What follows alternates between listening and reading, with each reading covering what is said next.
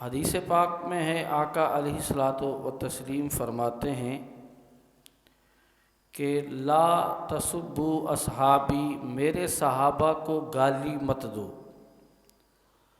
آقا علیہ الصلاۃ والسلام فرماتے ہیں فلو ان احدکم انفق مثل احد ذهبا، حضور فرماتے ہیں تم میں سے کوئی ایک احد پہاڑ کے برابر سونا خرچ کرے، اور ادھر سے حضور فرماتے ہیں میرا صحابی سوا سیر گندم یا جو خرچ کرے، تو حضور فرماتے ہیں تب بھی ما بلغ مد احدہم او نصیفہ، ادھر احد پہاڑ کے برابر کوئی بندہ سونا خرچ کرے اور ادھر میرا صحابی سوا سیر یا اس سے کم گندم رب کی بارگاہ میں خرچ کرے، تب بھی وہ احد پہاڑ کے برابر جو سونا خرچ کر رہا ہے حالانکہ کر نہیں سکتا۔ حضور نے فرمایا اگر کوئی اتنا کرے تو پھر بھی جو میرے صحابی نے اتنا سا خرچ کیا ہے تب بھی احد پہاڑ کے برابر خرچ کرنے والا میرے صحابی کے ثواب کو نہیں پہنچ سکتا۔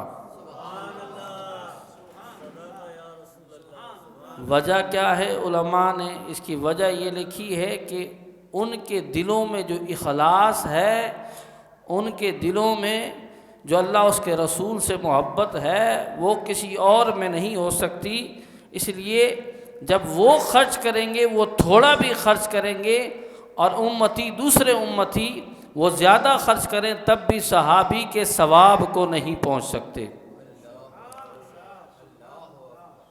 آپ دیکھیں کہ صحابی کا مقام دیکھیں کہ ہم جو بھی عمل کرتے ہیں ہمارا مقصد کیا ہوتا ہے کہ اللہ تعالی ہم سے راضی ہو جائے۔ ہم نماز پڑھتے ہیں، عبادت کرتے ہیں، روزہ رکھتے ہیں، ہم قرآن پڑھتے ہیں، دین سیکھتے ہیں، مقصد ہمارا صرف اور صرف یہ ہے کہ اللہ راضی ہو جائے۔ اور اس کی کچھ علامات احادیث سے پتہ چلی کہ کیسے پتہ چلتا ہے کہ رب ہم سے راضی ہے۔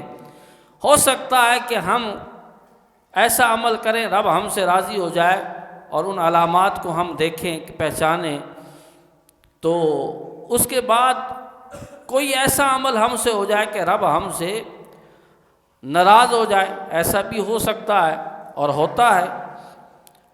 تو ہمیں کیسے پتہ چلے گا کہ رب ہم سے راضی ہے؟ اور رب کی جو تھوڑی سی رضا ہے، اللہ فرماتا ہے قرآن میں وہ بہت بڑی ہے، وَرِضْوَانٌ مِّنَ اللَّهِ اکبر۔ تو توجہ کریں کہ رب کی رضا جو ہر وقت رب تعالی ہم سے راضی ہو اور وہ کبھی ہم سے ناراض نہ ہو، یہ نعمت ہمیں کب ملے گی؟ پہلے تو ہم اپنی زندگی میں یہ دیکھیں کہ یہ نعمت ہمیں کب ملے گی۔ ہمیں نہیں پتہ ہم عمل کر رہے ہیں کہ رب ہم سے راضی ہے یا ناراض ہے، لیکن سب سے پہلے ہمیں اس زندگی سے گزرنا پڑے گا، اس میں نیکیاں کرنی پڑیں گی، اچھے عمل کرنے پڑیں گے، پھر یہ زندگی گزارنے کے بعد قبر میں جانا ہے، وہاں سوالوں کے جواب دینے ہیں، وہاں پاس ہونا ہے، پھر میدان محشر آئے گا، وہاں پر ہمارے اعمال تولے جائیں گے، وہاں کامیاب ہونا ہے، پھر حکم ہوگا جنت میں جانے کا، پھر ساری نعمتیں مل جائیں گی۔ ساری نعمتیں مل جانے کے بعد رب تعالیٰ فرمائے گا اب میں تمہیں سب سے اعلیٰ نعمت عطا کر رہا ہوں۔ اتنے مراحل کے گزر جانے کے بعد رب فرمائے گا اب میں تمہیں سب سے اعلیٰ نعمت عطا کر رہا ہوں۔ پہلے میں یہ بات تنبیہ کے طور پر اور تمہید کے طور پر آپ کو بتانا اس لیے چاہتا ہوں تاکہ آپ کو صحابہ کا مقام پتہ چلے۔ اتنے مراحل کے گزر جانے کے بعد جنت بھی مل چکی ہے، اور جنت میں کیا ہے؟ جنت میں وہ کچھ ہے جو کسی آنکھ نے نہ دیکھا ہے نہ کسی کان نے سنا ہے۔ وَلَكُمْ فِيهَا مَا تَشْتَهِي أَنفُسُكُمْ، جو بندہ رب تعالیٰ کا جنت میں پہنچ جائے گا اور وہ جو چاہے گا جنت میں رب تعالیٰ اس کو عطا فرما دے گا۔ لیکن یہ ساری نعمتیں مل جانے کے بعد رب فرمائے گا جنتیوں اب میں تمہیں سب سے اعلیٰ نعمت دے رہا ہوں، اب سب سے اعلیٰ نعمت دے رہا ہوں۔ جنتی کہیں گے کہ اعلیٰ نعمتیں تو مل چکی ہے، جنت مل چکی ہے، اب کون سی اعلیٰ نعمت ہے، اب کون سی اعلیٰ نعمت ہے؟ تو سنو رب تعالیٰ اس وقت کیا فرمائے گا؟ رب فرمائے گا اب میں تم سے راضی ہو چکا ہوں، اب میں تم سے کبھی ناراض نہیں ہوں گا، یہ سب سے میری اعلیٰ نعمت ہے۔ اب یہ سارے مراحل میں نے آپ کو بتائے، زندگی ایسے گزارنی ہے جیسے رب چاہتا ہے، زندگی ایسے گزارنی ہے کہ اس میں نیکیاں کرنی ہیں، پھر قبر کے معاملات ہیں، پھر حشر کے معاملات ہیں، اس کو میں نے مختصر انداز میں بتایا ہے۔ پھر اس کے بعد رضا حاصل ہو رہی ہے رب کی۔ اب سنیں صحابہ کا مقام کیا ہے، صحابہ کی عظمت کیا ہے، وہ نعمت جو ہمیں جنت میں جا کر حاصل ہوگی، اتنے مراحل کے گزر جانے کے بعد، اور سارے جنت میں نہیں پہنچیں گے، سارے جنت میں نہیں پہنچیں گے، کفار تو ویسے ہی جہنم میں جائیں گے، لیکن اتنی مراحل کے بعد ہمیں رب کی رضا حاصل ہوگی۔ لیکن سنیں صحابہ کا مقام دیکھیں، صحابہ کی عظمت دیکھیں۔ صحابہ کے بارے میں رب تعالیٰ نے قرآن میں فرمایا رضی اللہ عنہم ورضوا عنہ، صحابہ کے بارے میں رب فرماتا ہے کہ میں ان سے راضی ہو چکا ہوں۔ وہ نعمت جو جنت میں ہمیں حاصل ہونی ہے، وہ نعمت دنیا میں صحابہ کو مل چکی ہے، صحابہ سے خدا راضی ہو چکا ہے۔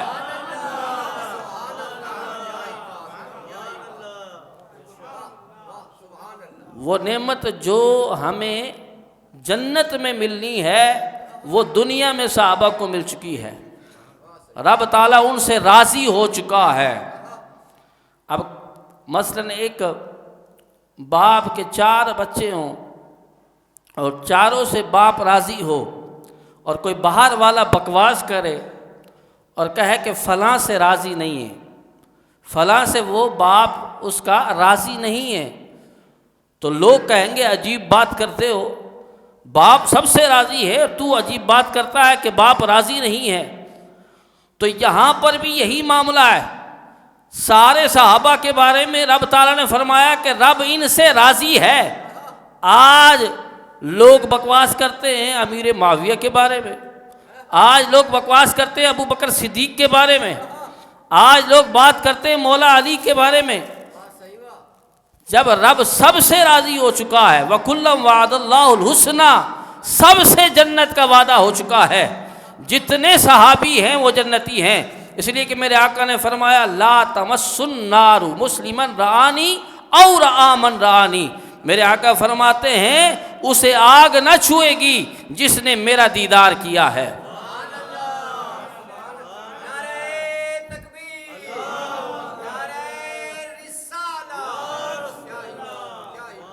فرمایا جس نے مجھے دیکھا اسے آگ نہ چھوئے گی، اور جس نے میرے دیکھنے والے کو دیکھا اسے بھی آگ نہ چھوئے گی۔ مطلب یہ ہے کہ صحابہ بھی جنتی ہیں، اور جس نے صحابی کا دیدار کیا وہ بھی جنتی ہے۔ حضور علیہ الصلاۃ والتسلیم کے صحابہ یہ ایسے نہیں بن جاتے۔ صحابہ بنتے کیسے؟ میں نے جو آیت کریمہ تلاوت کی ہے، اللہ تعالیٰ نے صحابہ کا تعارف کیسے کرایا ہے، محمد الرسول اللہ والذین معہ، تعارف کیسے کرایا ہے، کتنا خوبصورت تعارف کرایا ہے۔ وہ صحابہ بہت بڑے عالم بھی تھے، مفسر بھی تھے، حافظ قرآن بھی تھے، لیکن رب نے ایسے تعارف نہیں کرایا۔ رب نے کہا والذین معہ، ان کا تعارف صرف اتنا ہے، حضور کے صحابہ کا تعارف صرف اتنا ہے کہ یہ یار کے ساتھ رہتے ہیں، یہ میرے محبوب کے ساتھ رہتے ہیں، جبھی تو ان کا اتنا مقام ہے، جبھی تو ان کی اتنی عظمت ہے۔ توجہ کریں کہ صحابہ اتنے ممتاز کیوں ہیں، صحابہ کا اتنا مقام کیوں ہے؟ کیونکہ یار کی انہیں نسبت حاصل ہو چکی ہے۔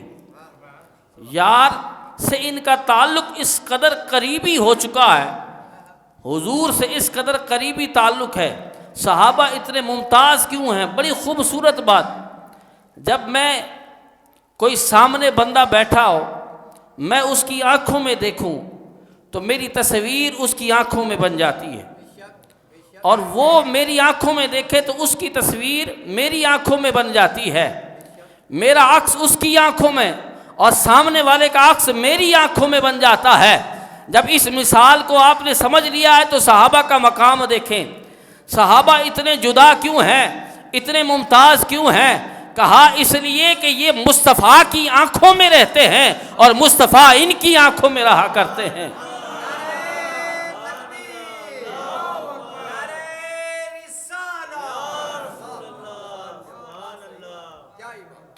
مصطفیٰ ان کی آنکھوں میں رہتے ہیں، کیونکہ یہ صحابہ جب بھی آتے حضور کے مکھڑے کو دیکھا کرتے، حضور کا دیدار کیا کرتے۔ اور ایک صحابی کے بارے میں آتا ہے، ایک صحابی ہر وقت حضور علیہ الصلوۃ والسلام کا دیدار کرتے رہتے تو اپنی پلکوں کو بھی بند نہ کرتے، جھپکتے نہیں۔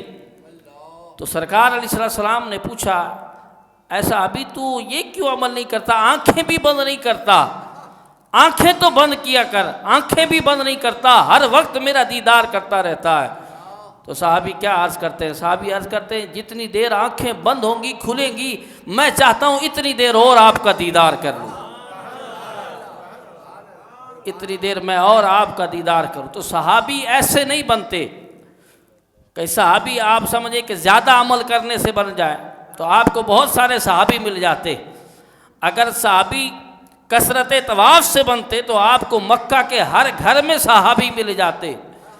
صحابی اگر کثرت تبلیغ سے بنتے تو رائے میں آپ کو بہت سے صحابی مل جاتے، لیکن صحابی ایسے نہیں بنتے۔ صحابی کیسے بنتے ہیں؟ صحابی عملوں سے نہیں بنتا، صحابی بنتا ہے تو صحبت مصطفیٰ سے بنا کرتا ہے۔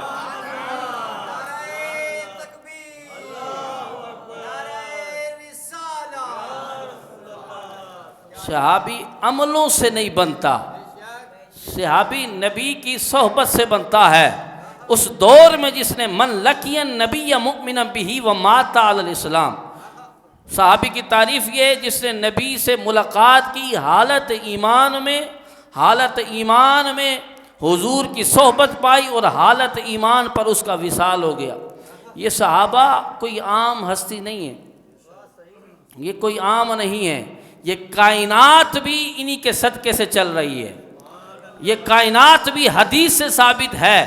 یہ جب تک صحابہ ہیں تو کائنات چل رہی ہے، یہ صحابہ کا صدقہ ہے۔ اسی طرح سنیں، جنت بھی صحابہ کے صدقے سے حاصل ہوگی۔ حدیث پاک میں میرے آقا فرماتے ہیں، حدیث پاک ہے کہ جس جگہ صحابی کا وصال ہوگا، جہاں صحابی کو موت آئے گی، جہاں صحابی مدفون ہوں گے، جب وہ اٹھیں گے تو وہ قائد بن جائیں گے، جب وہ اٹھیں گے قبر سے تو قائد بن جائیں گے، لیڈر بن جائیں گے، اور جتنے لوگ قریب ہوں گے سب کو اپنے ساتھ جنت میں لے جائیں گے۔ یہ حدیث ہے، مشکات میں لکھی ہے یہ حدیث۔ یہ صحابہ کا مقام ہے، اور صحابہ ایسے نہیں۔ صحابہ کا مقام کیا ہے؟ آج لوگ بکواس کرتے ہیں صحابہ کے بارے میں۔ صحابہ کی عظمت دیکھیں، سرکار فرماتے ہیں سب سے پہلے رب تعالیٰ نے ساری مخلوق میں سے رب تعالیٰ نے اپنے لیے مجھے چنا۔ بلند آواز سے کہنا سبحان اللہ۔ سب سے پہلے رب تعالیٰ نے ساری کائنات میں سے دلوں کو دیکھا اور دلوں کو چیک کیا، اور پھر اس میں سے سب سے پہلے جس کے دل کو منتخب کیا، سرکار فرماتے ہیں وہ میرا دل ہے۔ ان اللہ اختار لی، سرکار فرماتے ہیں سب سے پہلے مجھے چنا، مجھے اپنے لیے چنا، رب تعالیٰ نے مجھے اپنے لیے چنا۔ پھر سرکار کیا فرماتے ہیں؟ سرکار فرماتے ہیں صحابہ ایسے نہیں کہ یہ کوئی عام ہستیاں ہوں، سرکار فرماتے ہیں وختار لی اصحابن، سرکار فرماتے ہیں پھر ساری کائنات میں سے میرے لیے میرے صحابہ کو چنا۔ اب توجہ کریں، مثال سے بات کو سمجھاتا ہوں۔ اگر کوئی بندہ فروٹ لینے جائے اور وہ بڑا ماہر ہو فروٹ لینے میں، اور وہ بات بھی اس طرح جا کر کرے فروٹ والے سے کہ میں اپنی مرضی سے پیٹی سے میں فروٹ نکالوں گا، جب اس نے اپنی مرضی سے فروٹ نکال لیے ہیں تو اس نے صحیح نکالے ہوں گے، صحیح چناؤ کیا ہوگا، دیکھنے والے بھی تعریف کرتے ہیں ہاں بندہ بڑا ماہر ہے، اور اس نے فروٹ بھی ایسے چنے ہیں جو بالکل ٹھیک ہے، صحیح ہے، خراب نہیں ہے۔ میں نے کہا اگر عام بندہ ہو وہ فروٹ لینے جائے وہ اچھے چن لیتا ہے، اور تم صحابہ کے بارے میں بکواس کرتے ہو کہ صحابہ ایسے ہیں، صحابہ ویسے ہیں، ان کا چناؤ کوئی عام کرنے والا نہیں ہے، وہ تو ہر شے کو جاننے والا وہ خدا کی ذات ہے۔ تو سرکار نے فرمایا میرے صحابہ کو جس نے چنا ہے وہ رب تعالیٰ کی ذات گرامی ہے۔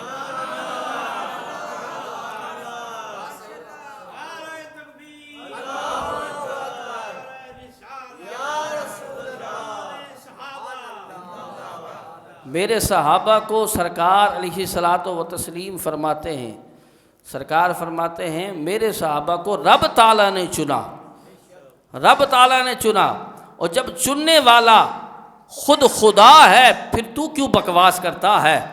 اور بڑے خوبصورت جملے میں کہنے لگا ہوں، آپ کی ساری سبحان اللہ ایک طرف، اور اس عقیدے پر آپ نے سبحان اللہ کا جواب صحیح سبحان اللہ کہنی ہے۔ لوگ کوئی امیر معاویہ رضی اللہ تعالیٰ عنہ کے بارے میں بکواس کرتا ہے، کوئی امام حسن و حسین کے بارے میں بات کرتا ہے، کوئی ابو بکر صدیق کے بارے میں بات کرتا ہے، کوئی عمر فاروق کے بارے میں بات کرتا ہے، کوئی اس طرح بکواس کرتا ہے، کوئی کس طرح بکواس کرتا ہے۔ سنو، چننے والا خود خدا ہے، جب سب کو چننے والا خدا ہے تو کیوں بکواس کرتا ہے؟ اسی لیے ہم کہتے ہیں سنبھال کر رکھو، یہ جو فرقے تمہارے ہیں ابو بکر بھی ہمارے ہیں، عمر بھی ہمارے ہیں، عثمان بھی ہمارے ہیں، علی بھی ہمارے ہیں، بلال بھی ہمارے ہیں، سلمان فارسی بھی ہمارے ہیں، امیر معاویہ بھی ہمارے ہیں، امام حسن بھی ہمارے ہیں، اور حسین بھی ہمارے ہیں۔ تو سرکار نے فرمایا میری آل کی مثال کشتی نوح کی طرح ہے، جو اس پر سوار ہو گیا وہ نجات پا گیا، جو اس سے پیچھے رہ گیا، جو اس سے رہ گیا وہ گمراہ ہو جائے گا۔ سرکار علیہ الصلوۃ والسلام نے اپنی آل کی مثال کشتی سے دی ہے، اور سرکار نے اپنے صحابہ کی مثال ستاروں سے دی ہے۔ وجہ کیا ہے؟ وجہ یہ ہے کہ جب سمندری سفر کرنا ہو تو کشتی کی بھی ضرورت پڑتی ہے، اور سفر طے کرنا ہو تو ستاروں کی بھی ضرورت پڑتی ہے، ان دونوں کی ضرورت پڑتی ہے۔ تو علماء نے اس سے یہ مسئلہ نکالا ہے کہ جب تم زندگی گزار رہے ہو اے امت مسلمہ تو تمہیں پھر ان دونوں چیزوں کی ضرورت پڑے گی، یعنی صحابہ کی بھی ضرورت پڑے گی اور حضور کی آل کی بھی ضرورت پڑے گی۔ ہم خوش نصیب ہیں، ہم بریلوی خوش نصیب ہیں، اس لیے کہ ہمارے ایک ہاتھ پہ دامن صحابہ کا ہے اور ایک ہاتھ پہ دامن حضور کی آل کا ہے۔ ہم خوش نصیب ہیں، ہم صحابہ کی عظمت کو بھی مانتے ہیں، ہم حضور کی آل کو بھی مانتے ہیں، اس لیے کہ ہم نبی کے باغ کے سر و سمن سے پیار کرتے ہیں، ہم ایک گل سے نہیں پورے چمن سے پیار کرتے ہیں۔ ہم کسی ایک کو چاہنے والے نہیں ہیں۔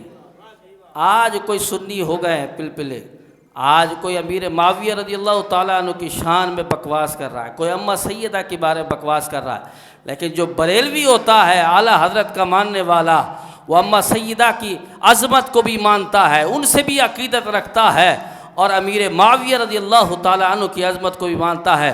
اور ہم ایسے نہیں صحابہ کی عظمت کو مانتے ہیں، ہم ایسے نہیں، صحابہ نے اس قدر جو حضور سے پیار کیا ہے، اس قدر جو حضور سے پیار کیا ہے، آقا علیہ الصلوۃ والسلام کے صحابہ نے حضور کا کس قدر ادب کیا ہے، کس طرح پیار کیا ہے۔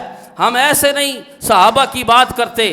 عروہ بن مسعود رضی اللہ تعالیٰ عنہ ابھی اسلام نہیں لائے تھے، جب حضور کی بارگاہ میں آئے، دیکھنے آئے، صحابہ کو دیکھا اور پھر واپس پلٹے اور قریش سے جا کر کہا کہ میں بڑے بڑے درباروں میں گیا ہوں، بڑے بڑے درباروں میں گیا ہوں، कैसर व किसरा नजाशी सब जगह गया हूँ, लेकिन जब मैंने हुजूर को देखा तो क्या जुमले थे, वल्लाहि इन राइतु मलिकन, कहा मैंने इन जैसा बादशाह नहीं देखा, कहा सरकार जैसा नहीं देखा, बड़े बादशाह देखे लेकिन सरकार के जैसा नहीं देखा। कहा जिस तरह इनके सहाबा सरकार के सहाबा सरकार से प्यार करते हैं, सरकार का अदब करते हैं, इस तरह मैंने किसी असहाब को किसी बादशाह का अदब करते नहीं देखा। कहा कैसा अदब, कहा जब भी सरकार अपना लुआब फेंकते थे, अपनी रीठ मुबारक फेंकते थे, तो वो रीठ वो लुआब नीचे नहीं जाता था, वो किसी ना किसी सहाबी के हाथ पर होता था। फिर वो सहाबा करते क्या थे, फिर वो सहाबा करते क्या थे, लुआब थूक, कोई थूक से भी प्यार करता है किसी के, इस कदर मोहब्बत हुजूर के लुआब को करते क्या थे। हदीस के अल्फाज हैं फदला का भी हा वजहहू वजिल्दहू, हदीस के अल्फाज हैं, करते क्या थे सहाबा, उस लुआब को ले लेते थे और अपने चेहरे पर मल लिया करते थे, अपने जिस्म पर मल लिया करते थे। हज़रत जुहैफा एक और हदीस में कहते हैं, हज़रत जुहैफा कहते हैं, वो कहते हैं मैं एक बार हज़रत बिलाल रज़ियल्लाहु ताला अन्हु की बारगाह में आया तो उन्होंने हुजूर के वुज़ू के पानी को जमा किया हुआ था, तो मैंने देखा पानी हज़रत बिलाल के पास था, वुज़ू का पानी हुजूर का हज़रत बिलाल के पास था।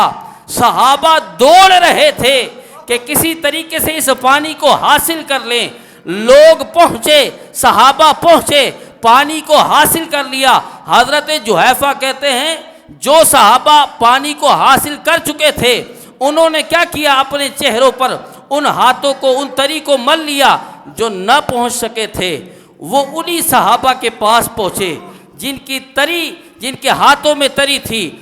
वो सहाबा जो लेट पहुँचे थे उनकी तरियों को लिया और हाथों पर लगाया और अपने चेहरों पर मल लिया।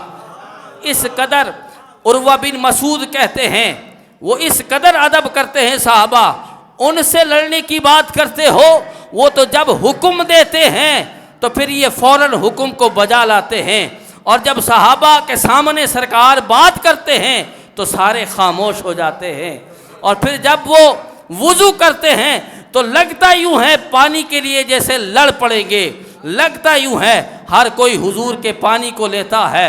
और फिर सुने सहाबा, ऐसे नहीं हम सहाबा की बात करते, हज़रत हंज़ला रज़ियल्लाहु ताला अन्हु, ऐसे नहीं हम सहाबा की अज़मत को मानते, इन्होंने इस कदर जो हुजूर से प्यार किया है। हज़रत हंज़ला, हदीस पाक का मफ़हूम में हुक्म हुआ जंग का कि जंग पर चलना है, शादी की पहली रात है, हज़रत हंज़ला की शादी की पहली रात है, और ऐलान हुआ, हुजूर का फरमान जारी हुआ, चलो जंग पर चलना है। हज़रत हंज़ला अभी शादी की पहली रात थी, हम बिस्तरी कर चुके थे, गुस्ल ना किया था, और इधर फरमाने रसूल आ चुका है, आपने गुस्ल ना किया, आप चले गए, और फिर जंग होती रही। जंग के बाद आका अलैहिस्सलातु वस्सलाम ने फरमाया हंज़ला को बुलाओ, हंज़ला को बुलाओ। जब सहाबा गए देखा तो हंज़ला शहीद हो चुके हैं, लेकिन सहाबा ने एक अजीब मंजर देखा। सहाबा कहते हैं या रसूलल्लाह, हमने अजीब मंजर देखा है, आपने तो कहा है हंज़ला को बुलाओ, हमने जाकर देखा कि सहाबा कहते हैं कि हज़रत हंज़ला का जिस्म जो है वो तर है, उस पर पानी है, ये कैसे हो सकता है, ऐसा लग रहा है कि हज़रत हंज़ला ने गुस्ल किया है, इधर तो शहीद हुए हैं, पानी कहाँ से आया है। मेरे आका अलैहिस्सलातु वस्सलाम फरमाते हैं यही बात तो तुम्हें बताना चाहता हूँ, यही बात तो तुम्हें बताना चाहता हूँ। जब उसे पता चला है कि जंग में जाना है तो उसने गुस्ल नहीं किया था, उसने हम बिस्तरी तो कर ली थी, उसने गुस्ल ना किया था, लेकिन इधर हुक्म आ चुका था, उसने गुस्ल छोड़ दिया है और इधर जामे शहादत नोश किया है। तो अल्लाह ताला ने फरमाया जाओ फरिश्तों, इसने मेरे महबूब की बात को माना है, अब जाओ, इसने गुस्ल ना किया था, अब जाओ इसको गुस्ल देकर आओ। तो फरिश्तों ने जिसे गुस्ल दिया है हज़रत हंज़ला की ज़ाते गिरामी है।